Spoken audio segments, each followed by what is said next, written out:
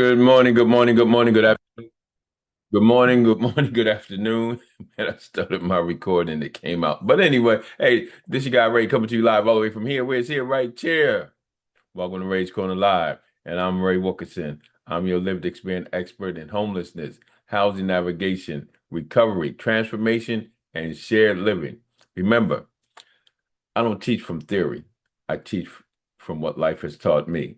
And I'm going to tell you this morning, make sure you go to Amazon, get my book From Homelessness to Housing the Homeless, the missing link between homelessness, housing, and lasting transformation. One body, one mission, one purpose, one kingdom. Y'all know I do my readings on Saturday mornings. I need to start promoting that more this week. But I want to share today just a few minutes because I was reading my book last night, and thank all of you guys that have already purchased the book. I want to read something from chapter 22. It's talking about creating an environment that heals. And this is just not for homeless people. This is like for everybody. Like, how do we heal? How do we heal from our past trauma, from our depressions, from anxiety, from bad from things, the things that we've done in our past, from believing that we're not good parents or that we're not good children, all those things, like healing from situations and circumstances that have been overwhelming. And then my chapter 22 talks about creating environments that heal. Notice that first word, creating. So we have to be active participants in what we do. Like, we have to create this environment, right? So let me start reading from my book. From my book. And here we go.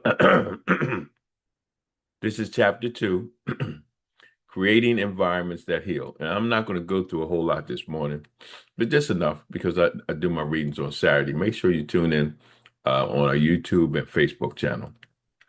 One of the most powerful lessons I have learned is that environment influences outcome. Wow.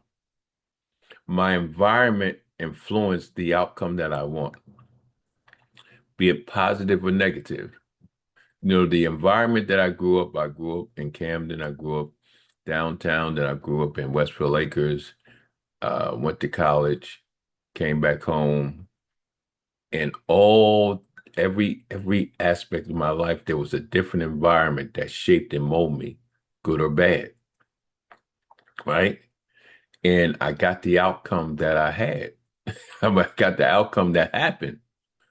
So until I got in the right environment, I could constantly was on drugs.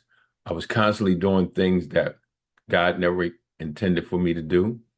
I was doing things that Satan wanted me to do. He didn't have to have. He didn't make me do it. I just did it. Like that's the type of environment I was in.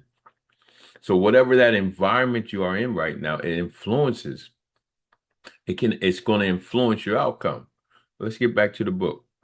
Put a person in the wrong environment long enough, and healthy behaviors often increase. Unhealthy behaviors often increase. See, when I first started smoking freebasing, that environment was more sociable, right? How can freebase be sociable? But it was more sociable, right? But I stayed in that environment until I got to the crack, till I got to the dope, you know, right? Even though I was getting high in high school with the weed and the acid and all that stuff, right? But I was in an environment then that was more sociable, if I could say that makes any sense, right? And then as I elevated to a more grimy environment, right? My behavior changed.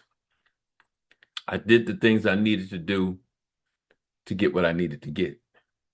So you can be, if you stay in that environment too long, like you have a choice to come out of it before it's too late, before it creates unhealthy behaviors.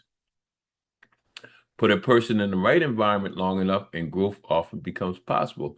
When I went to that discipleship program, it was a totally different environment. It was the right environment to change. It was the right environment to grow.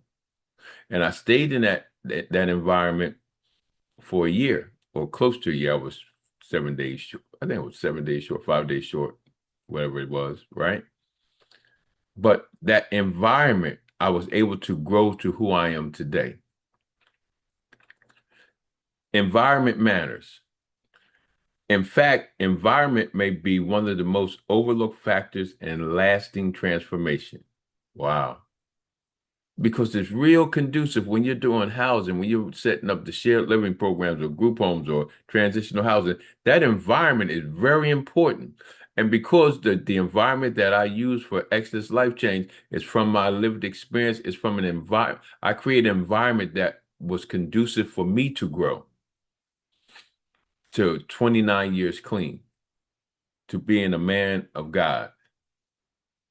That environment that shaped and molded me to why I'm sitting here today. So I created that same type environment for growth. Doesn't mean everybody's going to grow, but just guess what? If you stay in the environment long enough, you will start to grow. And I'm just going to read this section. My life was shaped by environments, by environments. When I look back on my own journey, I can see how different environments influence my life. The streets influenced me. The train influenced me. When you look at my book, when I talk about the train, when I was sleeping on the train, the basement influenced me. When I had that mattress in that basement and I was sharing that mattress with the rodents and I would come in there at night because I had nowhere else to go. Addiction influenced me when I was getting high. All the things I had to do to keep getting high. Recovery influenced me. The things I had to unlearn. The things that molded and shaped me to where I am today. Look at removing the lies that was in my mind and replace them with truth, changing the way I thought, changing my behavior. The community influenced me. I went from a community of people all just getting high and doing what we had to do to a community of love and growth. Every environment was teaching me something. All these environments I talk about, all these environments that you go through, it teaches us something, be it positive or negative. But we learn something from each environment. So we have to be careful. We need to be very strategic and careful if we want to grow the environment that we're in. Inside that environment are people, the people that we have around, the people we're around in that environment, the things that happens in that environment, the things to do in that environment. So the question was whether the lessons was helping me grow or helping me stay stuck. And I'm gonna stop right there. That's the question. Is the environment you're in right now helping you to grow or keeping you stuck where you are?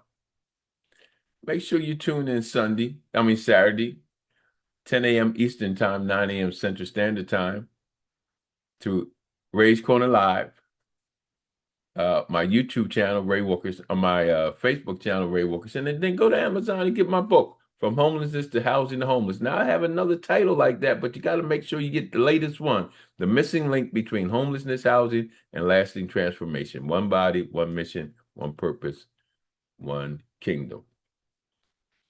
So we want to go from striving to thriving. So I'm here to tell you, I don't teach from theory. I teach what life has taught me. Peace out.